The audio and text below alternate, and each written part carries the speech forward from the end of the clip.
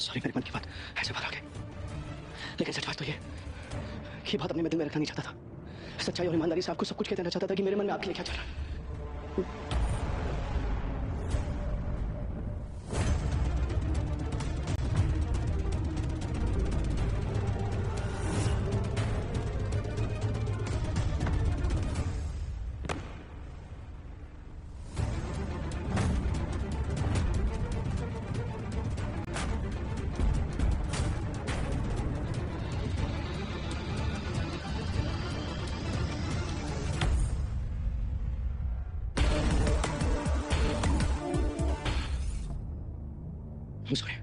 Sorry, मैंने यहाँ पर ऐसे अपने मन की बात I'm really sorry बोला।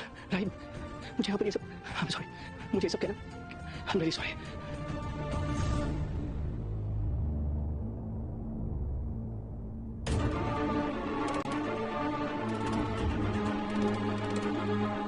मेरे मन में आपके लिए स्पेशल फीलिंग है और अगर आपको हर्ट करता है तो मुझे तकलीफ होती है। आप हर बात पर इनकी वकील बनकर क्यों आ जाती हैं? क्योंकि ये दोस्त है।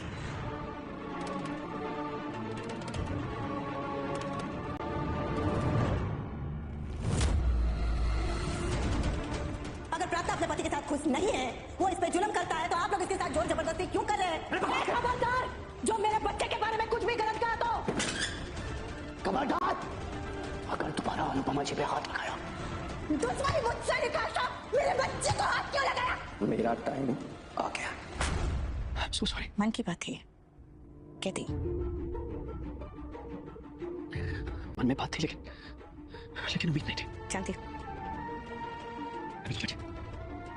मैं आपकी दोस्ती नहीं करना चाहता। मैं भी नहीं, लेकिन जो आप चाह रहे हैं राघव जी, वो मुमकिन नहीं है। इसलिए नहीं कि आप में कोई कमी है, बल्कि इसलिए कि मेरे जीवन में कोई कमी नहीं है। हर किसी को जीवन में प्यार चाहिए होता है, आपको भी चाहिए, आप गलत नहीं है। लेकिन मेरे पास प्यार है, बहुत है।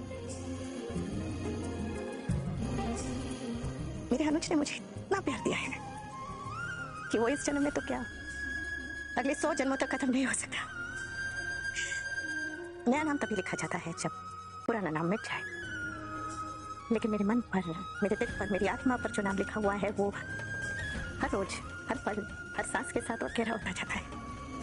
तो मैं नया नाम तो लिख ही नहीं सकती। मेरे और आपके बीच सिर्फ और सिर्फ दोस्ती हो सकती है राघव जी। ऐसी दोस्ती जिसमें दोनों एक दूसरे को जज न करें, एक दूसरे की बात खत्म होने से पहले समझ जाए। ऐसी दोस्ती जिसमें जरा भी बनावट ना हो, जो है जैसा है वैसे ही रहे। अगर आपको ये दोस्ती मंजूर है तो ठीक है, अगर इससे ज्यादा की उम्मीद है राघव जी तो। मैंने तो बात शुरू ही वैसे की थी कि मन में सिर्फ बात है, उम्मीद कोई।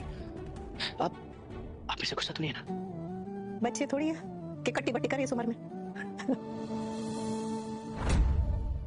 बेटी के कातिल को फंक्शन में बुला लिया। उस आदमी की वजह से पूरी दुनिया से, पूरे परिवार से, यहाँ तक कि अपनी बेटी से लड़ रही है तुम्हारी माँ। ऐसा कौन सा रिश्ता है उन दोनों के बीच?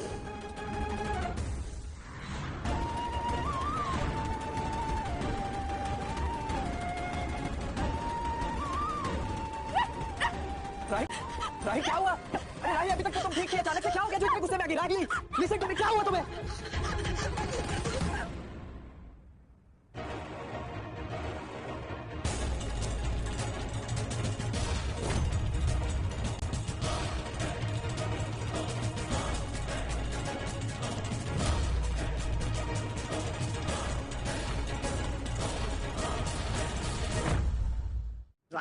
राहिल, लिसन टू मी, क्या हुआ तुम्हें? उसने अपनी असली औकात दिखा दी प्रेम। मम्मी से कह रहा था कि मम्मी को पसंद करने लगा, उसके दिल में मम्मी के लिए फीलिंग्स है। What? Yes, मैं अभी उसका लव कन्फेशन सुन के आ रही हूँ। ठीक है, बोल दिया होगा, लेकिन तुम अपनी मम्मी को जानती नहीं हो क्या? मैं जानती हूँ प्रेम, लेकिन मम्मी भूली है। वो सोचती है कि इस दुनिया में जितने लोग हैं सब के सब उनके जैसे, लेकिन ऐसा नहीं है प्रेम। ऊपर से मम्मी अकेली है। राघव हमेशा हर बात उनके आगे पीछे घूमते रहते हैं, मुझे अच्छा नहीं लगता है। प्रेम, मुझे बहुत डर लग रहा है कि अगर उस राघव ने मम्मी की इमोशंस का फायदा उठा के अगर मेरे पॉज की जगह लेने की कोशिश की तो मैं मम्मी के साथ किसी और आदमी को नहीं देख सकती। राही, तुम कुछ ज्यादा ही सोच रही हो। तुम्हें अच्छी तरह पता है कि मम्मी तुम्हारे पापा से कितना प्यार करती है, वो किसी और के बारे में सोच भी नहीं सकती। और अगर सोचने लगी तो मैं क्या करूंगी प्रेम? अगर उस राघव ने मम्मी के दिल में, उनके मन में, उनके मन में अपनी जगह बना ली तो हल्दी समारोह में अनुपमा चौंक जाएगी जब उसे अचानक राघव से प्यार का इजहार सुनने को मिलेगा, जब वे एकांत में बात करेंगे।